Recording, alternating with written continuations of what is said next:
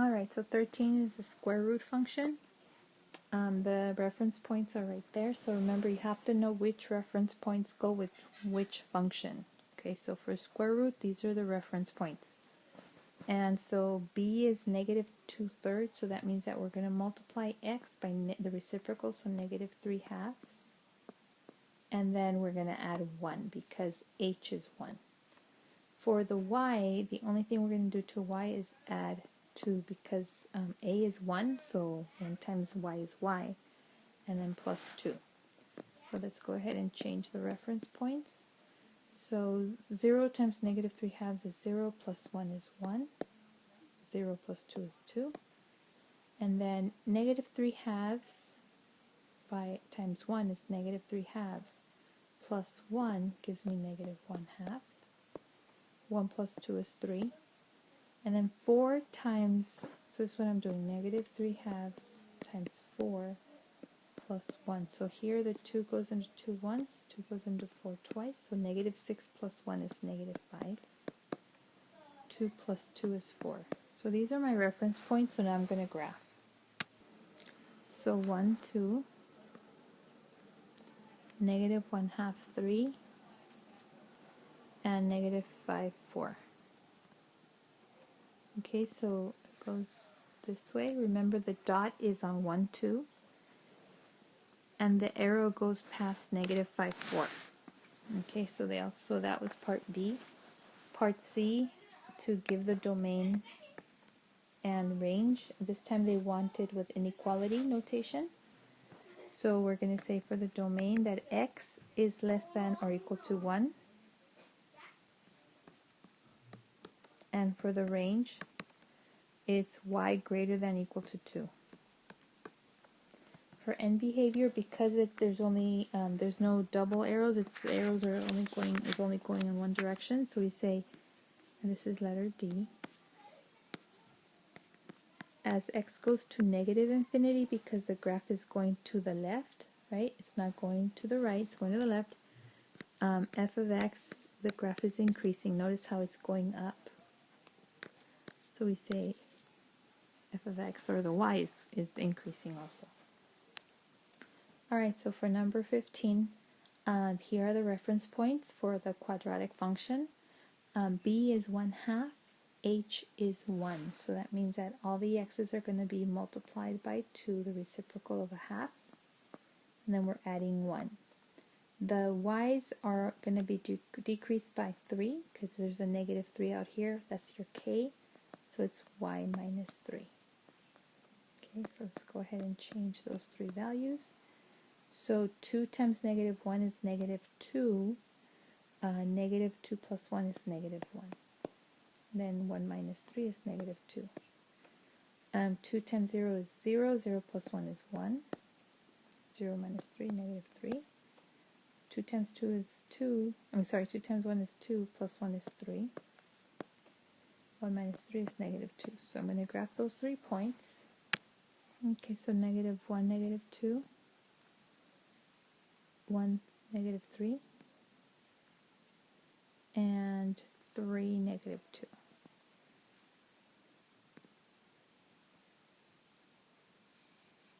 So this one shows a horizontal stretch by a factor of 2. And for the domain, this time they want the domain in interval notation. Okay, so the domain is all reals. And to show all reals, remember, you say from negative infinity to infinity. This is interval notation. For the range, the y's are greater than or equal to negative 3, because you go from the bottom to the top, right? And the first y value that you come across on the graph is this one, which is negative 3, and then it just goes on up forever, right? So then the range would be between, or negative 3 to infinity, like that. For end behaviors, as x goes to negative infinity, f of x, or y, goes up, and as x goes to infinity, f of x, or y, goes up. Alright, 17 is a square root function, so I have the reference points right here already written out. And so b is negative 1/2, so that means that we're going to multiply the x's by negative 2x, like that. H is negative 3, so minus 3. For y's, a is 1 and k is negative 9, so that just means we're going to subtract negative 9 from all the y's. So it goes like this. So negative 2 times 0 is 0, minus 3 is negative 3. 0 minus 9 is negative 9. Then negative 2 times 1 is negative 2, minus 3 is negative 5. 1 minus 9 is negative 8. And then negative 2 times 4 is negative 8, minus 3 is negative 11. 2 minus 9 is negative 7. So now we're going to graph these points. Alright, so we're going to plot the points, negative 3, negative 9. So remember, this is where the dot goes. So negative 3, negative 9, 1, 2, 3 right here. That's your dot. And then negative 5, negative 8.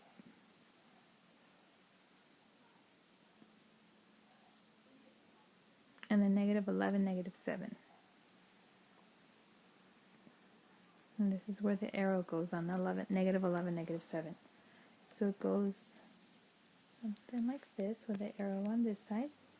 And for domain, this 17, they wanted it in set notation, so we're going to say all x such that x is less than or equal to negative 3.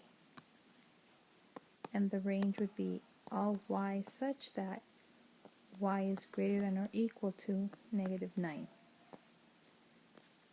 Okay, and we get these points, remember, we get these numbers from our h and our k. Okay, here's h and here's k. And then we just look at the direction of the graph to tell us if it's greater than or less than.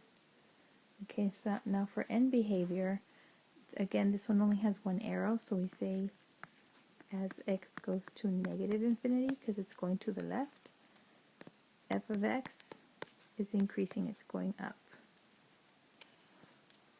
Alright, so for 19 we have a function E of v, where E is the energy of an object with a mass of 145 kilograms and v is the velocity of the object in meters per second. So they want us to find the inverse function, and remember, this is not like our typical xy where we have the 4 steps. For these, we start off by just writing out E equals 145 v squared over 2, and we're going to solve for v, and we're going to isolate it, isolate it. So we're going to leave it by itself. So first thing I'll do is I'll multiply by 2. So the 2's are gone, so I've got 2e equals 145 v squared. Then I'll divide by 145. I could have done this in one step if I multiply both sides by 2 over 145. Okay, so that's the same thing. So now I've got v squared, right? So I want v by itself. So it's v squared. So I'm going to take the square root of both sides. So now I have v by itself. So square root of 2e over 145 equals v. So now we just write it in function notation. So v of e equals the square root of 2e over 145. So this is the inverse of the original function. For part B, it says use the inverse function to approximate the velocity of the object if its kinetic energy is 4,640 joules. So for part B, I'm finding V of 4640. So the value of E is 4,640. And then from there, I replace it into the equation.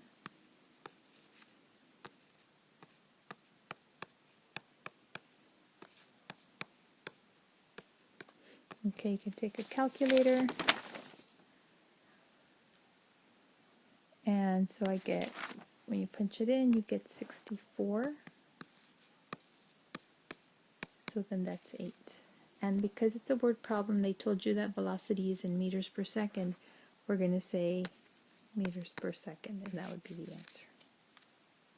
So for 21, they want you to find the inverse of the inverse function s of d to find the speed required for a depth of d feet.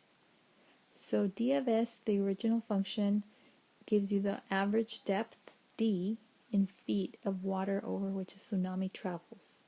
S is the speed in miles per hour, so we want the inverse. So remember, we leave d by itself.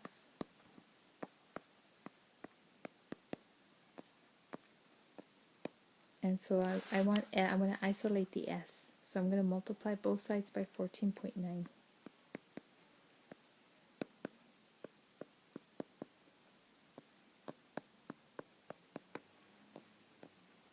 Okay, so 14.9 over 14.9 is 1. So now I have s squared, right? So I'm going to take the square root of both sides. So now I have square root of 14.9d equals s. So then we write s of d, square root of 14.9d. That's the inverse of the original function. Alright, for 23a, I'm going to identify the hk, the inflection point of this cube root function. It's -5, -4. So that would be my hk. And then I'll pick another point. You have two choices. I'll just pick -6, -2 as your xy point. So then we follow the equation y equals, I'll use the a equation.